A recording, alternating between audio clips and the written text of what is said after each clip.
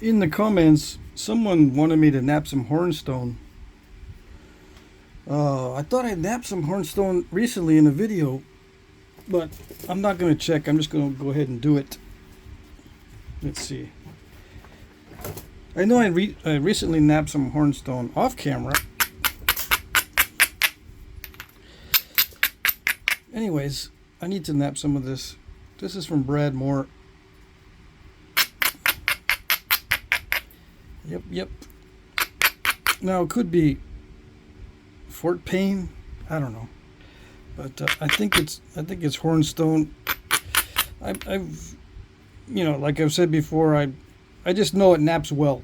Yeah, it naps really well. So whatever this is, I think he has more. So you can ask him if he's got more.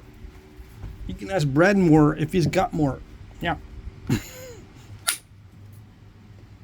All right. It's pretty easy stuff. Maybe that's why he wanted me to nap some, because it might be enjoyable to watch if it's easy stuff to nap. I know it's not easy to watch cringy stone. Yeah, when you got really bad stone, it's not easy to watch a video of someone crashing and burning. So yeah, this is raw, and if it is hornstone, it does not respond to heat, which means it doesn't get better. It sometimes gets worse, as far as I know.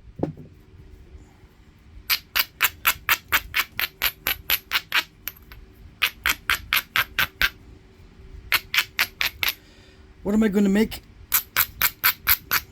out of it?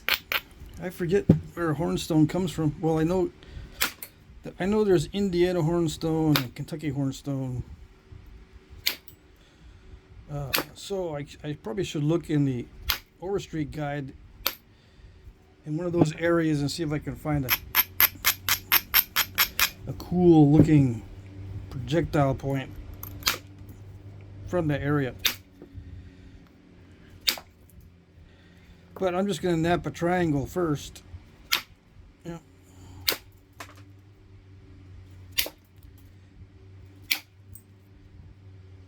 I'm trying to think if there's a style that someone wanted me to make that's small like this. There's a couple of styles that people want me to make that are bigger. I'll wait until I have some bigger stone to do those.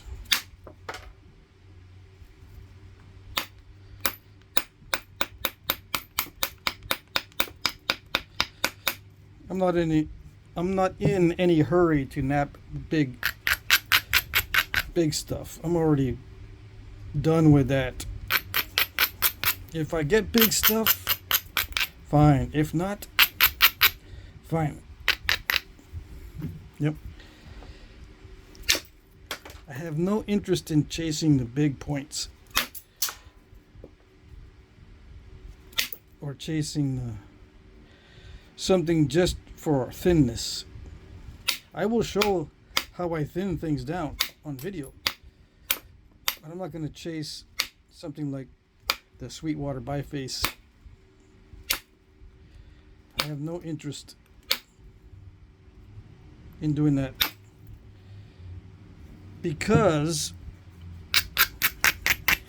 it takes a lot of material and a lot of time, and I can't do anything else. If I'm chasing a certain point, that's the only point that I'll be doing, and it takes a while to get good at it, and sometimes it doesn't work out, right? You think you have enough stone, you think you have enough skill, you spend days, weeks, and sometimes months, and it didn't work out. You didn't do it. Like, I could chase a Sweetwater biface and get close, but no cigar after hundreds, maybe even thousands of dollars spent in time and money for nothing. That's only for somebody that can afford to do that. So, like, your entire hobby is chasing the Sweetwater biface. That would make sense. But that's not my hobby. My hobby is just flint napping in general. I don't chase anything specific. Yeah. And I prefer to do points of this size. You know, 3 to 4 inch range maximum. This one is a 3 inch. Yeah, perfect. 4 inch. Once you start getting 4 inch and larger, I lose interest. 3 inches and under is where I enjoy doing the napping. And one reason is because people go, and they move on. They don't watch me. They just go, meh. Go somewhere else. Okay. Just leave me alone then. I like it when you leave me alone. And when you say meh and move on. Just move on. Yeah. See ya. See you later. Don't let the door hit you on the way out. Yeah. So to speak. Mm-hmm. Yeah. So now, whoever's left, we can all just enjoy the napping in peace. Oh yes, that's the best part.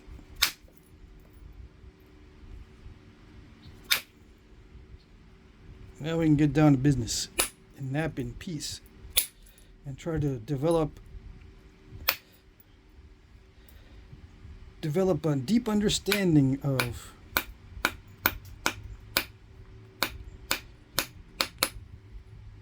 how to manipulate the stone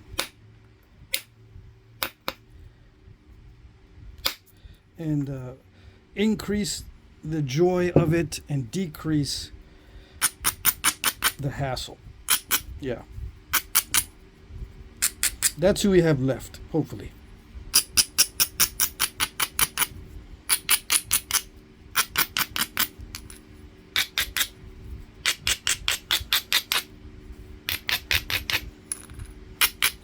Now, there comes a point where, at least in my napping, it started to become enjoyable. Yes. And that happened a while ago. Many years ago. After I think there was a few things that had to happen before I started enjoying it. I had to be able to get access to lots of material, and heat treating doubled the stuff that I was able to nap, pretty much. You know, I'm just estimating, but in general, and it seems like it doubled what I had available, because, you know, half the stuff I had was so cruddy I couldn't nap it. It was not fun. So heat treating doubled my supply. That was a relief. Then I came up with this behind the knee thing. That was a game changer. I was able to do indirect percussion and control where I was hitting.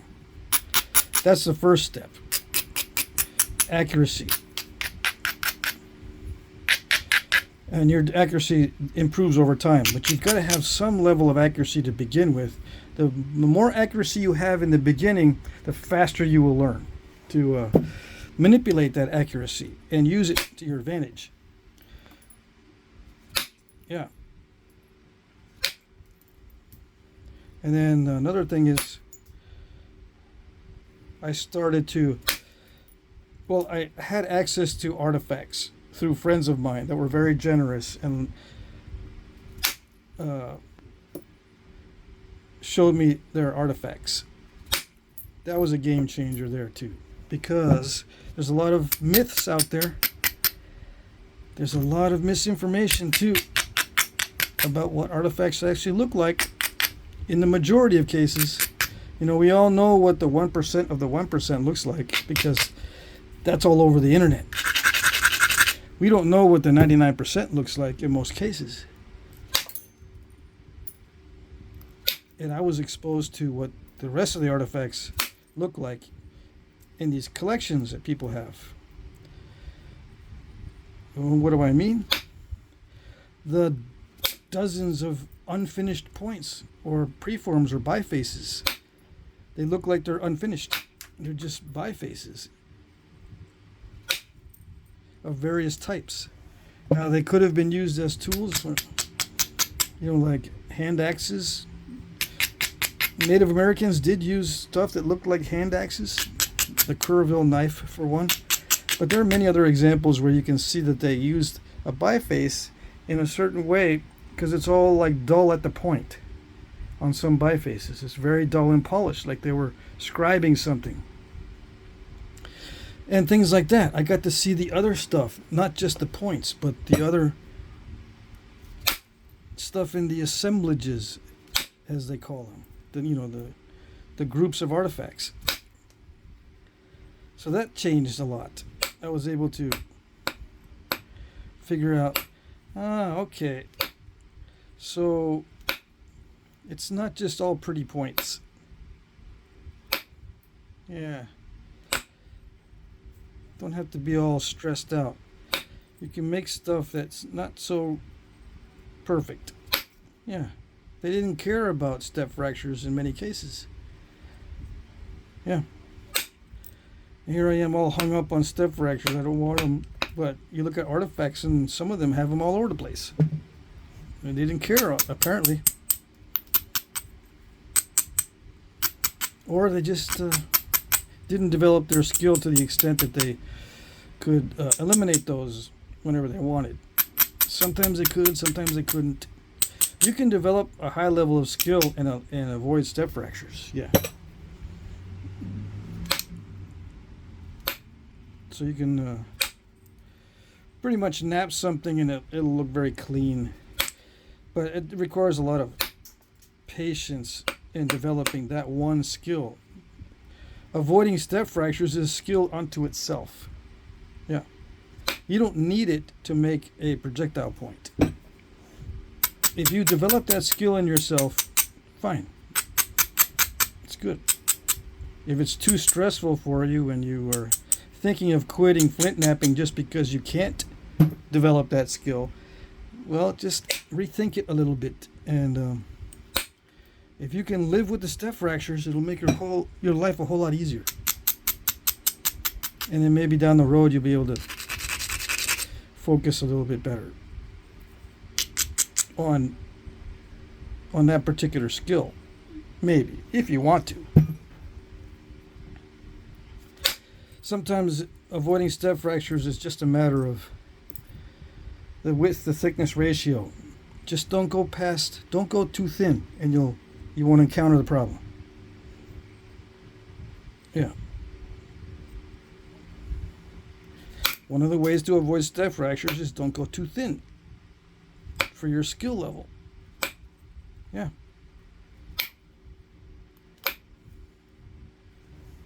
Thinness is not mandatory. And thinness does not mean that you know what you're talking about. It just means you know how to thin down a point.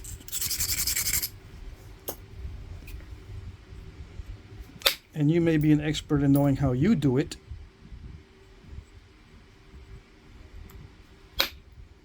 How you thin down a point, but it's not going to be the same for everybody. Not everyone is going to be able to thin the stuff down in the same ways. Some people need a more consistent edge, and they just can't function like what I'm doing with this random opportunistic stuff. They need a more consistent edge. They need prepared little striking areas or platforms every time they do a strike. They can't, or they don't enjoy opportunistic napping, as an example. Some people, it doesn't bother them. Like me, I actually prefer the opportunism, because to sit here and plan every strike and develop every platform individually and then have only one shot at each flake, and everything has to be perfect, the initial conditions have to be perfect, that's just too much for me. I don't enjoy that approach. For me, if it's good enough, it's good enough. Yeah. And then I'll develop my skill over time if I want to. Yeah. I don't have to. I don't tell myself I have to develop it. I'll do it if I want to.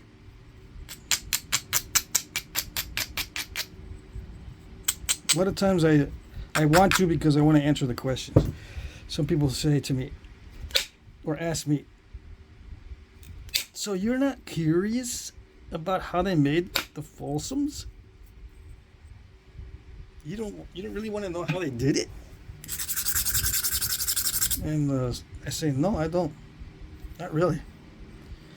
Why would it benefit me to know that? I don't make those. I don't have any desire to make them. Why would I want to know? I just know it takes a lot of skill in that particular style. To do that particular style of flattening, you flatten from the base, the whole point. And then you just trim around the edges with a Folsom. You flatten and thin from one end, which usually is from the bottom to the top, right? You can also flatten from the side, but that's less common. Yeah, they become experts at flattening the preform from the base, which is a relatively easy flake to do. Now, to do it across the whole face without breaking it has a lot to do with luck and a lot to do with setup of the initial conditions. And you just got to do it over and over and over and over. Same thing. Flatten it. Just over and over and over. Learn how to flatten with flakes from the base over and over and over until you can flatten from flakes from the base, and then you just trim it around the edges.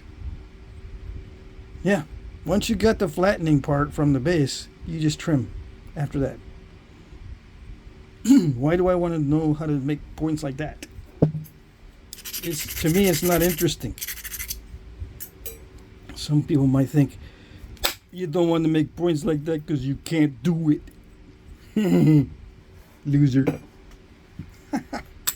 Loser. Yeah. I made a few Folsoms when I was first starting just to see how difficult it was. And yeah, it's difficult. And no, I did not make them super thin. They were thick Folsoms with the, thinning flakes all the way. But they were thick.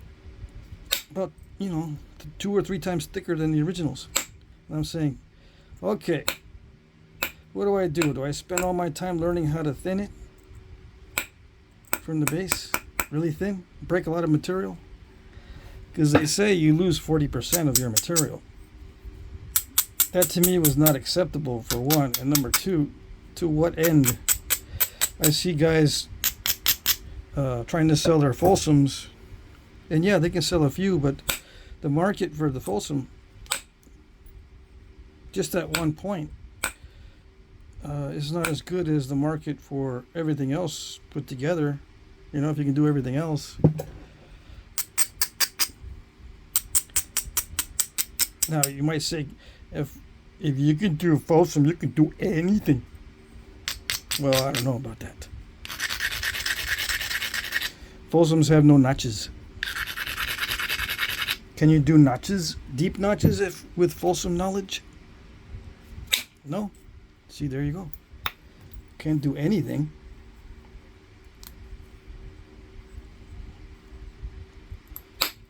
And I do have interest in developing skill in notching, because it's one of those things that causes failure at the end of your knapping. I want to get as good as I can at notching because it does present an avenue for failure, and you don't want that at the end of your process. So I have interest in developing notching, and I'll spend time and all that figuring out how to notch better.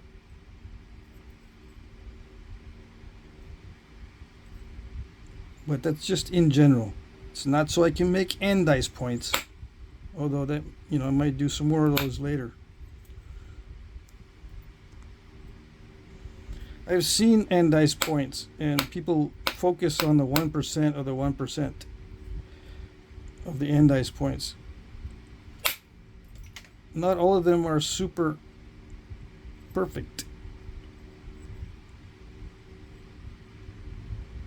Not all of them have really deep notches, and not all of them have narrow notches. And some of them are thick. Yeah.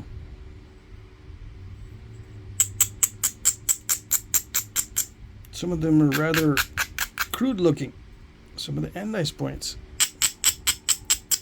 And if I were to make crude looking andice points, people will look at it and go, yeah, get all bent out of shape. They don't say anything. They just go, they get all weird. They get all weird. It's not like the beautiful G10 andice that I've seen. This guy's a loser. Yes. Because Flintknapping is a spectator sport. Yeah. Spectators. So do you nap for the spectators? Give them a good show? Just like in the Gladiator? Are you entertained? Is that the kind of Flintknapping you want to do? If you do, that's fine. I'm not against it. But then when you start making wisecracks at people who don't nap for show, you're crossing the line a little bit there.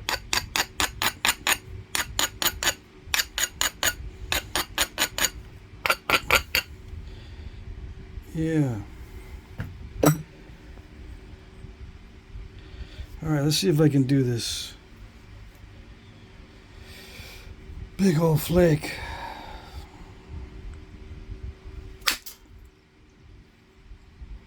Ready? Did it go? It almost went. I can still say it. Can I still say it? Yes? Okay. Voila. I can still say it. That's what I wanted. I wanted it to be flattened in that area, and I wasn't sure if it would go through that crunchy stuff. Alright. I spent a long time learning how to judge how to run thinning flakes without step fracturing. I spent a long time doing that.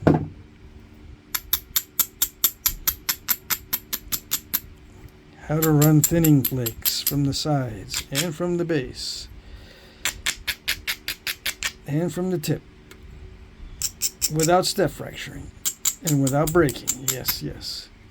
Because there, I gotta admit, there's some points that you cannot replicate without knowing how to do that. In fact, most point styles have some points of the style that you're looking at that are very, very well made with exceptionally good thinning flakes.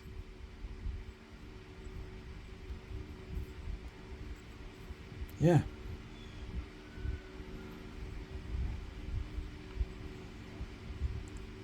So you want to have the option of being able to do it once in a while. Yeah.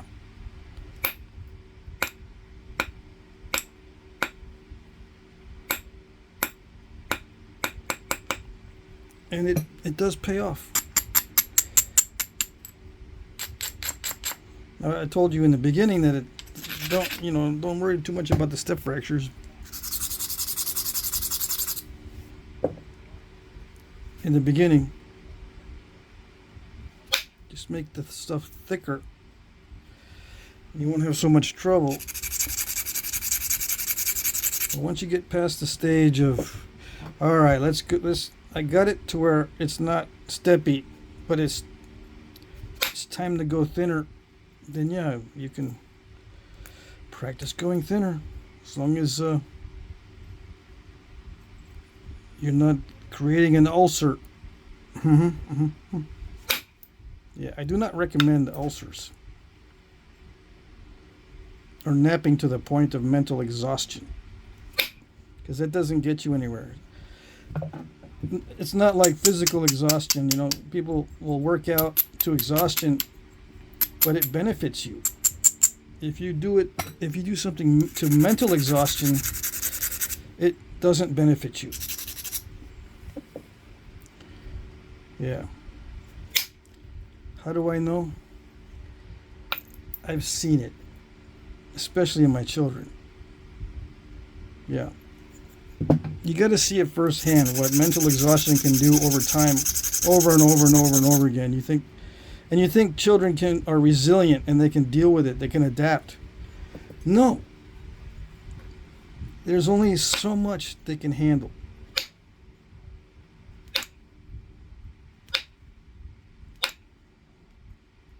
Too much stress leads to mental illness.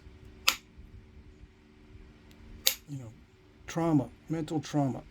And you can give yourself mental trauma if you take on a task that just makes you go insane. Literally.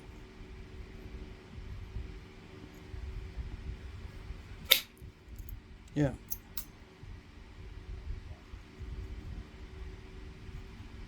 It's not beneficial.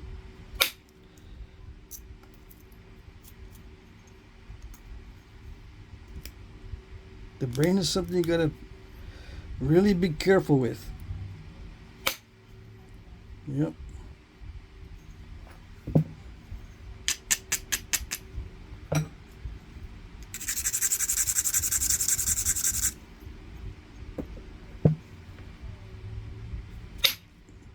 Yikes. Did it do it? Ha! It did it. Okay. That's as far as I'm going to go with the thinning. What's the ratio?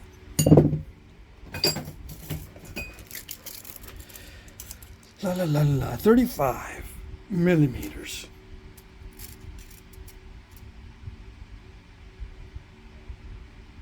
Is that 4? What is that?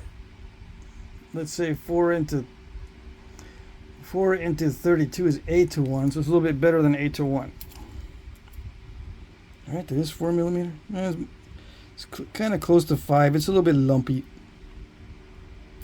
It's probably, let's just go closer to 5. That way, if it's 5 into 34, you know, it's almost 7:1. So we'll just call it 7:1. Yeah, good enough.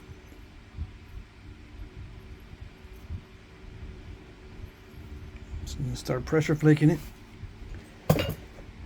Let's see, where are the pressure flakers?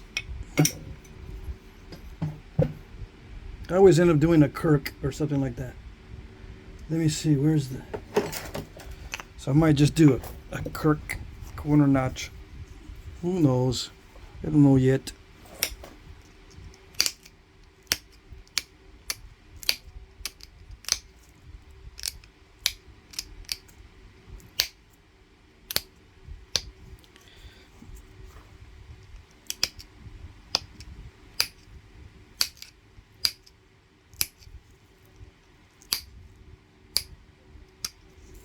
So I'm just removing the in-betweeners.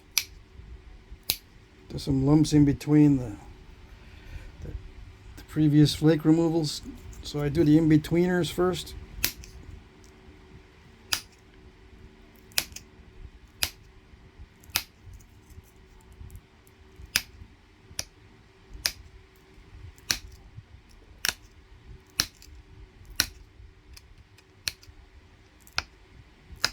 Come on. It's not slipping. It's just a little bit. It's a little bit soft. This hornstone is a little bit soft.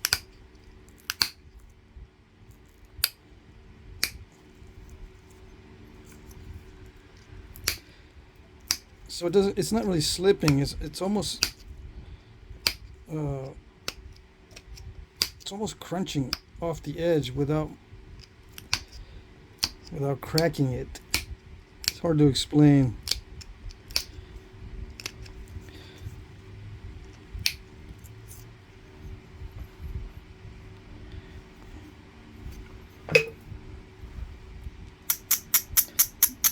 This Hornstone doesn't feel very waxy.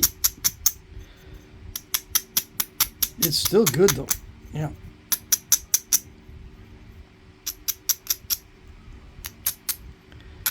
I was able to get, 7-to-1 on it without sweating too much. It's not symmetrical.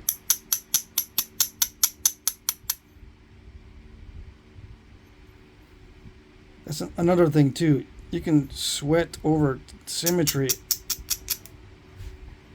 It's up to you. I don't sweat it too much.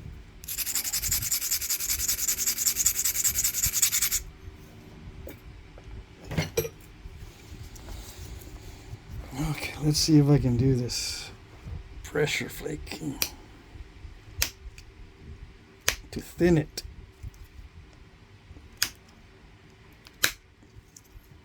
Thin it with some pressure flakes. Yeah. That's the hardest thing for me to do. Because they don't travel. See that? They don't travel. And I push really, really hard. It's heartbreaking.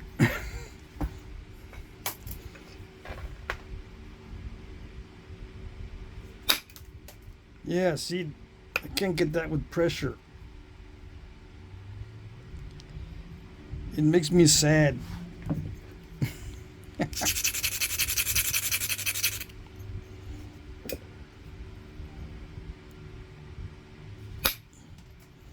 Yikes.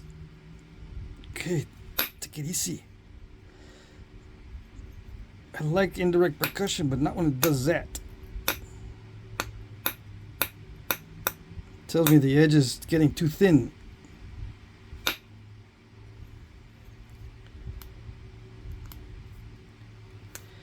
What is that? Okay.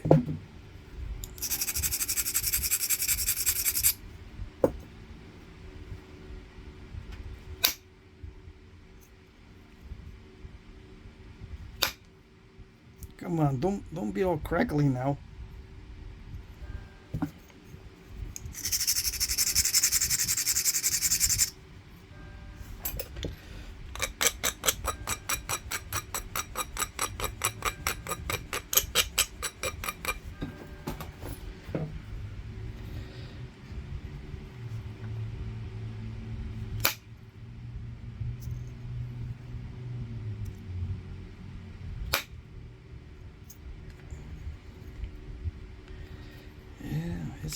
It's getting there.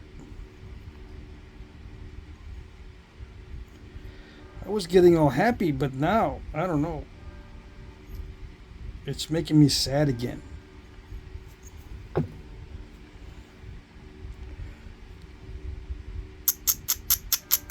If I was just making it for utility, like, let's just get on with it and get a point on hafted so I can throw it, I wouldn't worry about the little stuff fractures there, but it's a video. You're seeing a different kind of knapping than the real stuff, than real world knapping. You're seeing cosmetic knapping. Real world knapping doesn't pay attention to that stuff.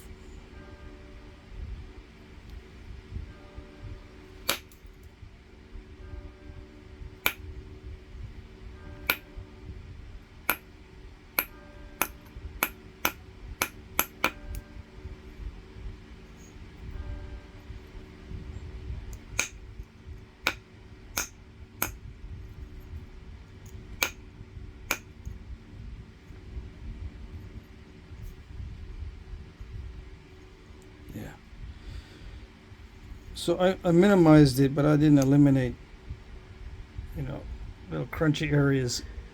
I minimized it, but I'm not going to eliminate it. I'm just going to sharpen it up from here, and then let's look at the book, shall we? Let's break up the monotony and pause for station identification while we look up some points from the area. I put a link to how to get this book in most of my videos in the comment section. Read the comments, you'll see. Okay. East Central? No. South Central? Let's see where Indiana and Kentucky fall. Which part of the country according to this book?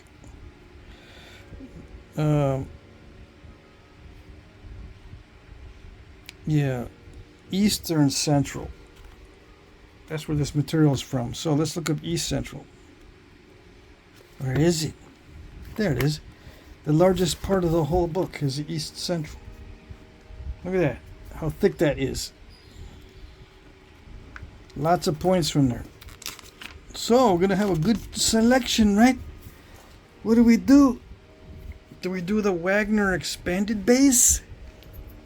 We're kind of limited on our choices here.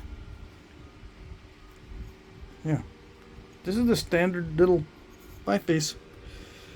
There's a bunch of stuff we can do from it, but we can't do no Wheeler expanded base. People are going, oh, come on. Come on, I want the Wheeler. Sorry. Let's see, what else? Well, there's a bunch more. I just wanted to look at that.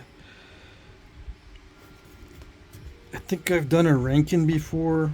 I've done pine trees before. Jack's Reef corner notch, I've done those on video. Maybe not many of these, but I have done those. Dovetail in various formats. Stillwell, okay. Let's look at something we can do. I cannot do the Stillwell with this. Okay. What can I do? Ooh, what is this? What is the Leighton? That's a weird one. Right? I'm curious. Let's look at the Leighton. It's probably one of those really very rare, very odd points. That's why I was attracted to it. Right? Don't tell me I forgot how to spell it. I did. LaCroix to Leadbetter. Where is it? L-A. It should be... Okay. I forgot how to spell it.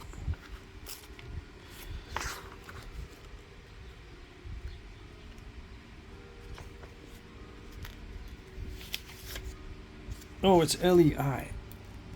Okay, not L-E-Y. L-E-I.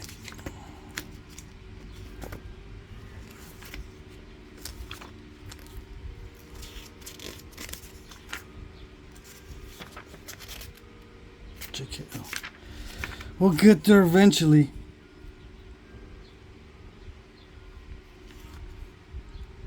Okay, this one. Hey, they're all wonky. None of them are the same. Southeastern states, a medium to large size, double side notch point that is usually serrated, has a concave base that is ground. Ooh, that's an oldie. They made these for 3,000 years? That's news to me. Tennessee, Kentucky, Alabama, Tennessee, Alabama, Tennessee. Could I make one of those out of this? I'd lose a lot of the base. Have to put serrations in it.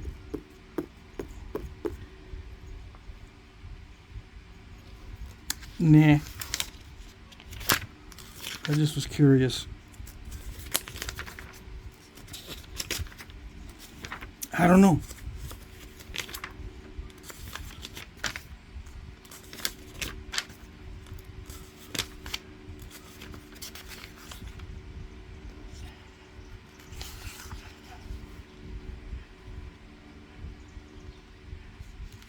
Late archaic barbed.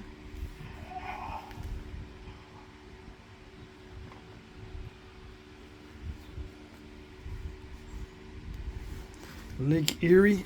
That's a pretty funky stemmed point. Night Island. Now that might be interesting. It's a pentagonal. You want to do a pentagonal? Yeah. Alabama, Mississippi, Tennessee.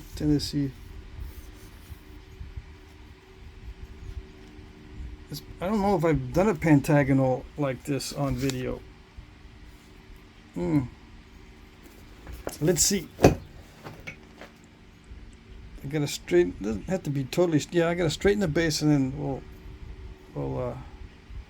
take a little bit off the sides and make it pentagonal. That sounds interesting to me.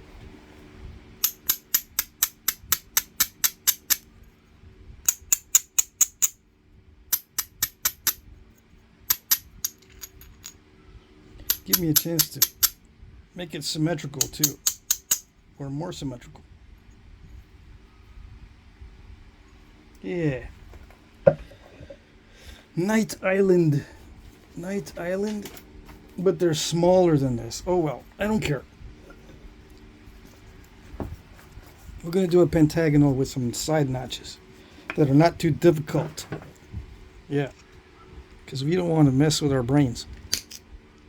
Stress ourselves out. Flintknapping is supposed to be fun, right? In a way, at least a little bit. No? No, that's going a little bit too far. Yeah. It's a little bit too far saying that Flintknapping's got to be fun. Oh yeah. It's still going to be a pain in the butt. Let's just say that it can be satisfying. How's that?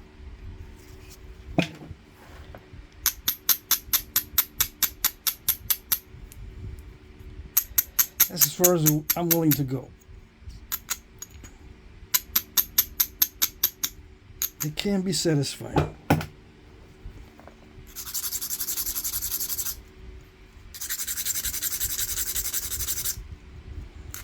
What does it say about Night Island? Is it small to medium size, very thin? Oh, we got that. Narrow side notch point with a straight base. Longer examples have been pentagonal in appearance. It's called Raccoon Creek in Ohio. It's a side notch Jack's Reef. Well, there you go. It's a side notch Jack's Reef. Interesting. Interesting for about 2 seconds. Yeah. I just want to know if I can make it. Can I do it?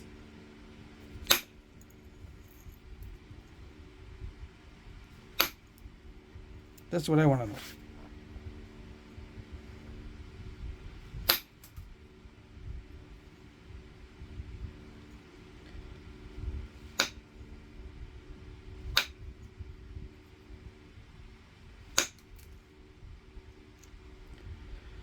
I gotta be careful with this. I could mess it up by getting it all crackly.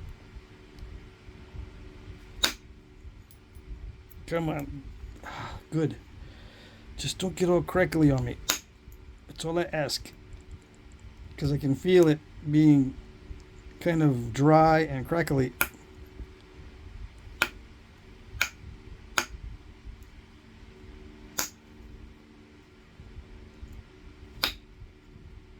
Come on.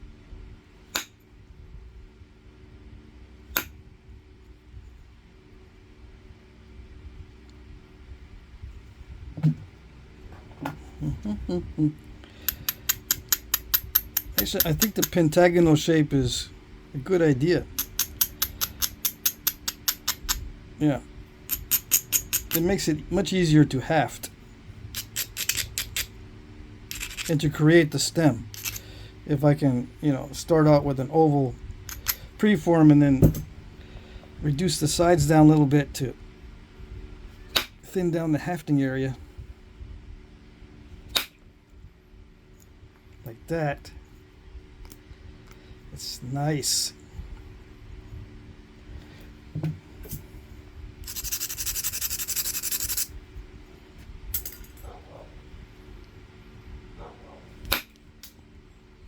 Come on, did it do it?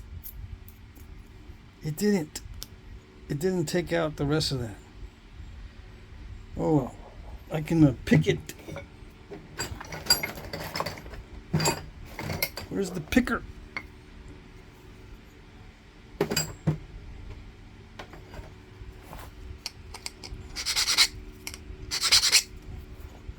So the Night Island is a side-notched Jack's Reef. Very interesting, I think, because I can do it. If I couldn't do it, it wouldn't be as interesting.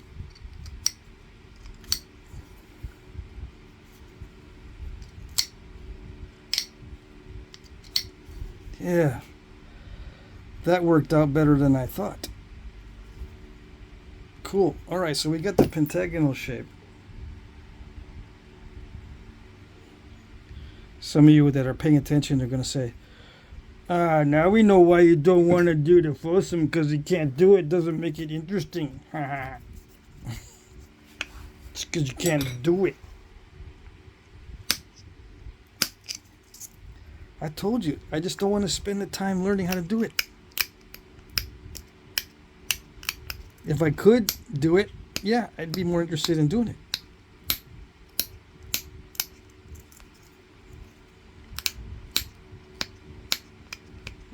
Of course, I'd be more interested in doing it if I knew how to do it. If I spent all that time doing it. As long as I didn't burn myself out. Yeah, it'd be more interesting.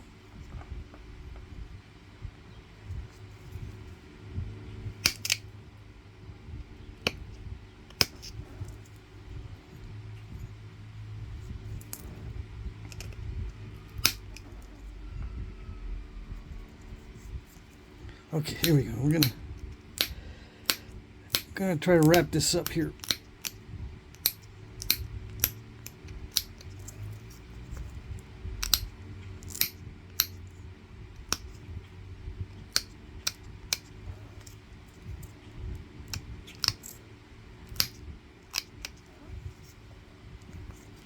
No, I don't think these were ground down right. They're just quickly chipped.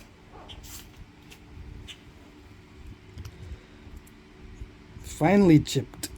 I see in the picture that they've got some fine chippings down here at the base. Yeah, so they were careful when they did these.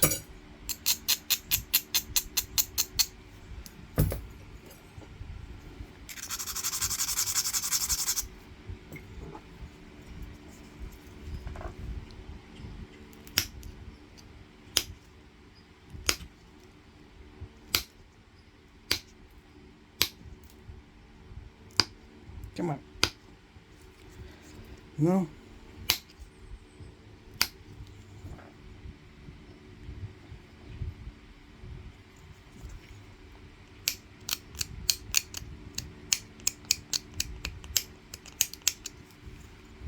I'm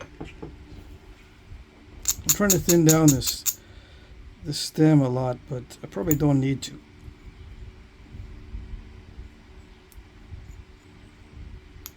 Yeah, I probably don't need to thin it down a whole lot. There's still a little bit of crunchiness on that side, but I'm not going to worry about it.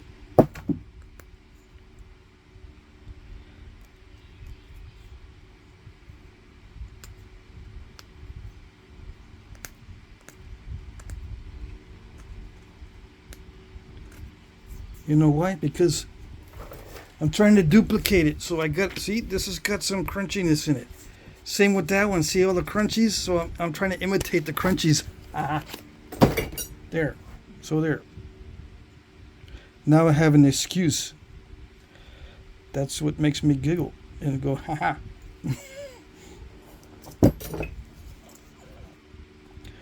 All right, let's see. I'll sharpen it at the end.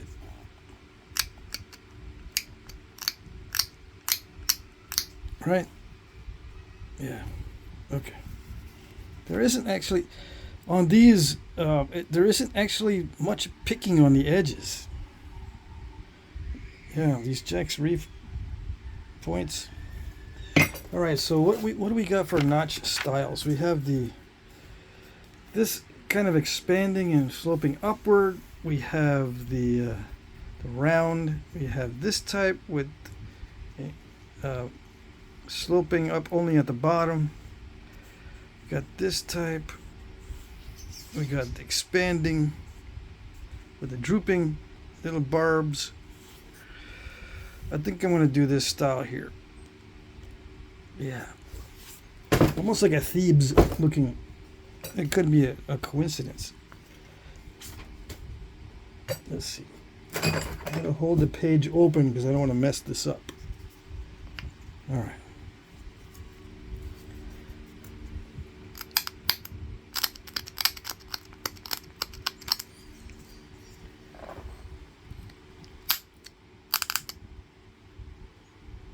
How far near the bottom? It varies. Yeah, I don't want to go too close to the bottom of the too close to the base, because if something happens, I don't want it to be difficult to fix. If I put the notch up a little higher and something happens down here that I need to remove some of the base going that way, I can still do it.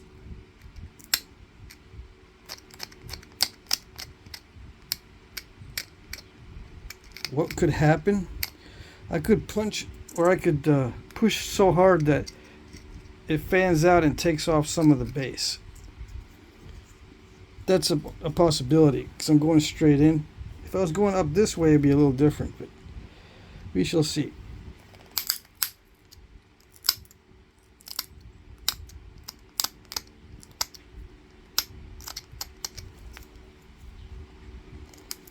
That got crunchy really fast.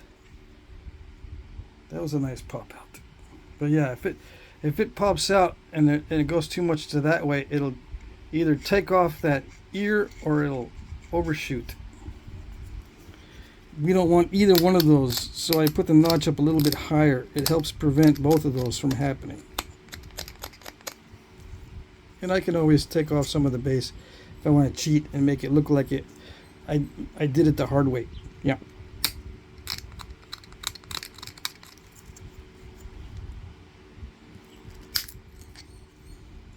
Because you don't know if I did the thin and dangerous notching, the thin ear dangerous notching approach, or if I trimmed up the ear after. You don't know. I mean, that you can see some of the overlap in the flaking. If you're really careful, you can see if I cheated or not, but sometimes you can't tell.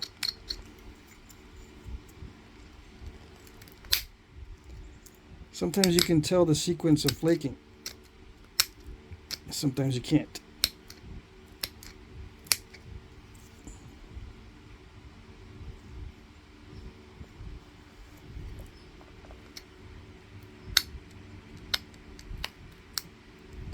Come on. I don't want to stall it. I want some nice clean edges inside the notch.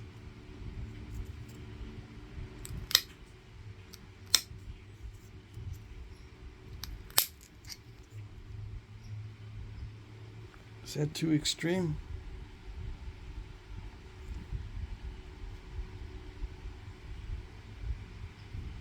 Yeah, just leave it. If it's too extreme, so what?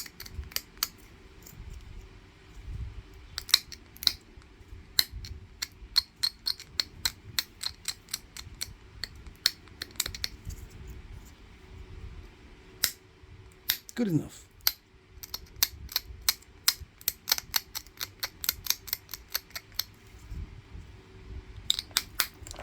Yeah, notching is easier when it's thin like this.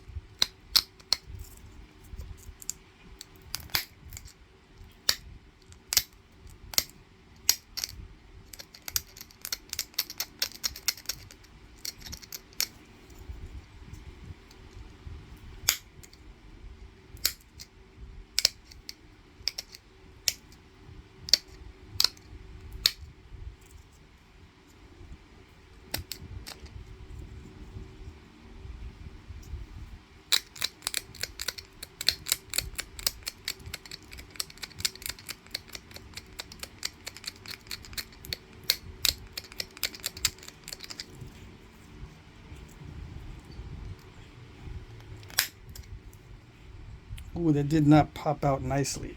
Dang it.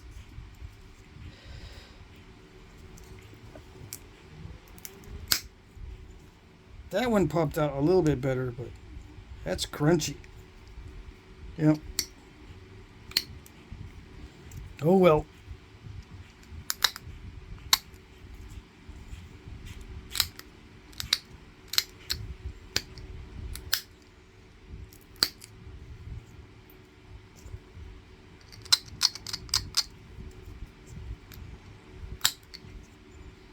I might not be able to get rid of the crunchies.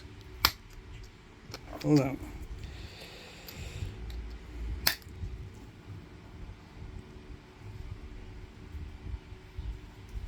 Is it too extreme? It almost looks like it's too extreme, exaggerated.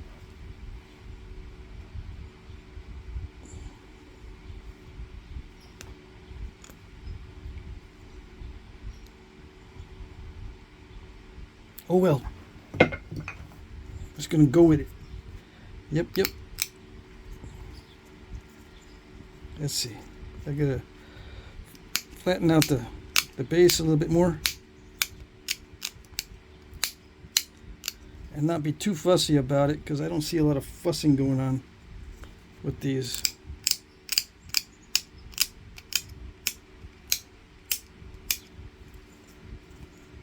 You know, most of the flaking looks bold with these in the picture. Let's see. Put a little bit of a concavity on the sides.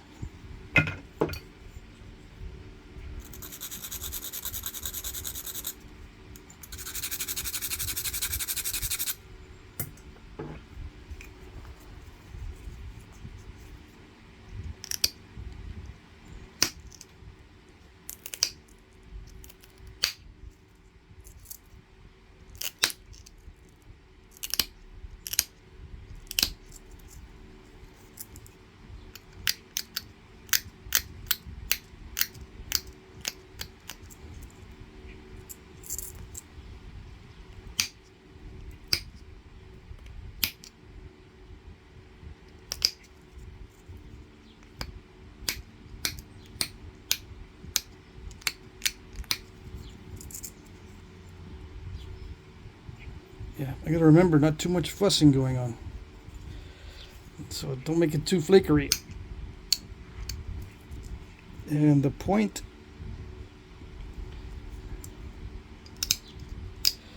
the points are not like needle points, just normal.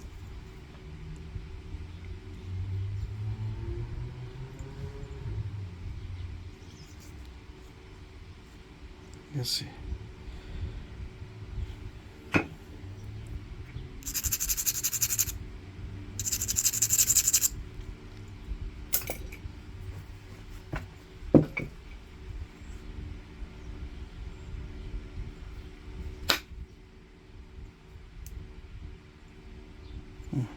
Okay, I see. Yeah, you don't want to go, it doesn't want to go in that direction, but it did want to go in that direction, so good. Okay, fine.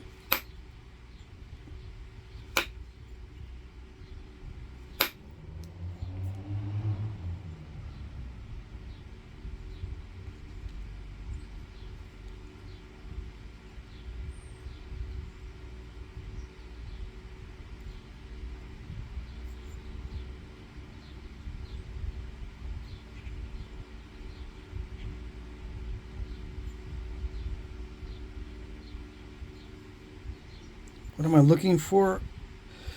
I'm just looking for dull spots and opportunities to do some more flaking, but yeah, I'll just sharpen it up.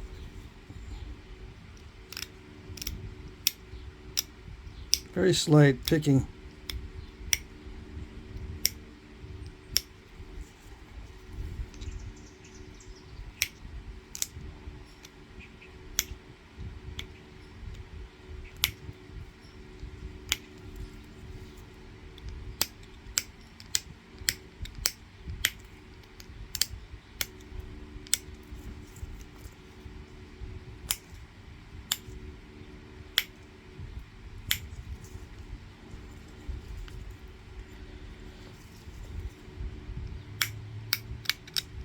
I do see some slight picking in the picture on some of these,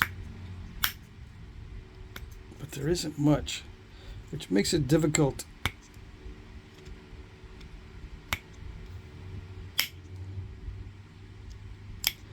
Because to sharpen it without doing much of this picking is difficult. Because you got to do the shaping, thinning, and sharpening in one step.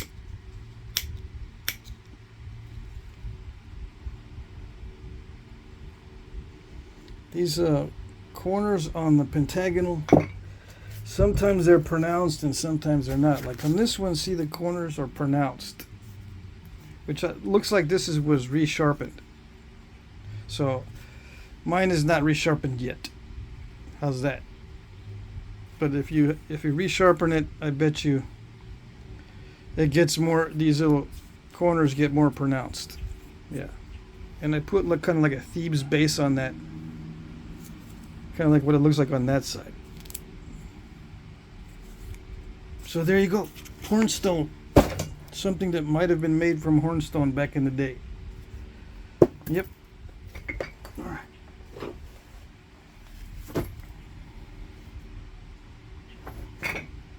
I gotta go inside.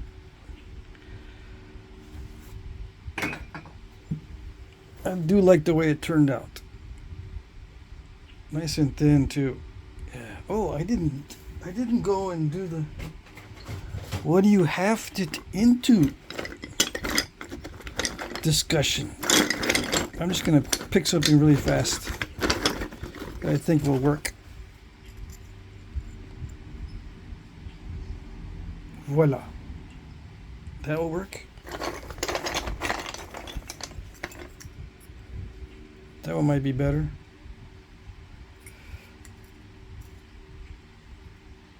Yeah, you can haft it with some wood up above the notches, but I prefer not to. So this will be better, I think. Yeah. There it is. That's what I would notch it into. I mean, that's what I would haft it into. Yep, there you go. You can just imagine the wrapping. How did I know how wide to make it? How did I know how wide to make the neck to match the wood? It's amazing. I don't know. I've just done it a bunch of times. Okay.